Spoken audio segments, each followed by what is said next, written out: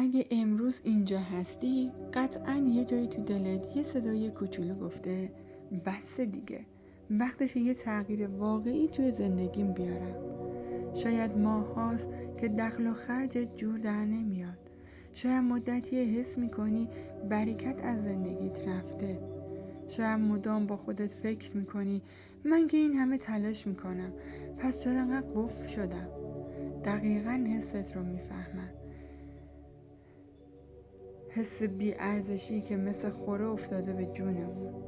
اما درست وسط همون تاریکی یه نور کوچیکی پیدا شده. یه تکنیک ساده ولی انقلابی به اسم بازی فراوانی که اولین بار توسط دکتر هیکس مطرح شد و واقعا سرنوشت خیلی ها رو عوض کرد، از جمله خود من. بازی فراوانی یه تمرین روزانه است برای پاکسازی باورهای کمبود و فعالسازی باورهای ثروت. در واقع این بازی کمک میکنه ذهن و ضمیر ناخودآگاهت رو دوباره برنامه ریزی کنی.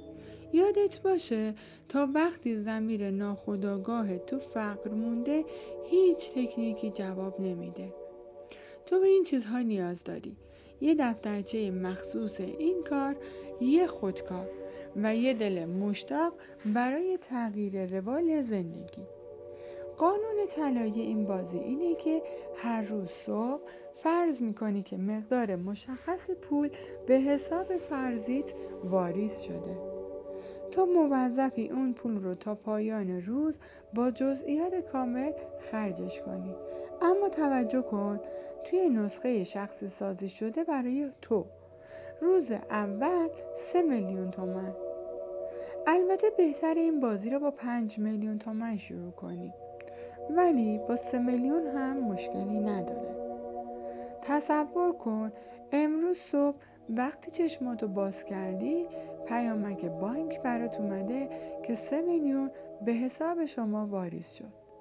نه قرض، نه وام و نه کمک. پولی که از سمت کائنات به عنوان شایستگی برات ریخته شده. حالا از صبح تا شب وقت داری اینو با تا ریال آخرش خرج کنی. نه بیشتر نه کمتر.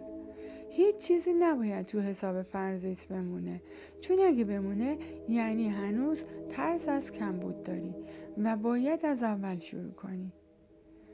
اینجوری توی دفترت بنویس: امروز صبح 3 میلیون تومان دریافت کردم. من این پول رو صرف خرید این موارد کردم. مثلا یک شومیز ابریشمی 850,000 تومان، عطر کوچیک جیبی با رایحه گل یاس 550,000 تومان، یک وعده غذای لوکس بیرون 650,000 تومان، کیف چرم مصنوعی دستدوز 700,000 تومان، یک شال خوش رنگ برای خودم 250,000 تومان که جمعش میشه 3 میلیون. وای که چقدر حال خوبی داشت. حس کردم دارم به خودم احترام میذارم. نمیتونی با این پول وام، قسط یا بدهی بدی. نمیتونی کلشو برای یکی خرج کنی. شاید حالا یه هدیه کوچیک، ولی 80% برای خودت باید خرج کنی. اگه یه روز فراموش کردی باید برگردی به روز اولت. روز دوم 3 میلیون دیگه بهت اضافه میشه، یعنی روز دوم 6 میلیون داری. روز سوم 9 میلیون، روز چهارم 12 میلیون و همینطور ادامه پیدا میکنه. ذهن تو به مرور یاد میگیره که فراوانی یعنی چی. یاد میگیره که تو لیاقت بهترین چیزها رو داری. چرا باید حالا واقعی تصور کنی؟ حتی اگه نمیتونی بیرون خرید کنی، برو تو گوگل اپلیکیشن های خرید، مدل، قیمت، رنگ، همه چیز رو یادداشت کن. مثلا بلوز نخی برند فلان آبی کربنی 420,000 تومان. ذهن تو فرق نمیذاره بین تخیل و واقعیت، پس تا میتونی واقعی با جزئیات و با احساس خوب این خریدا رو انجام بده.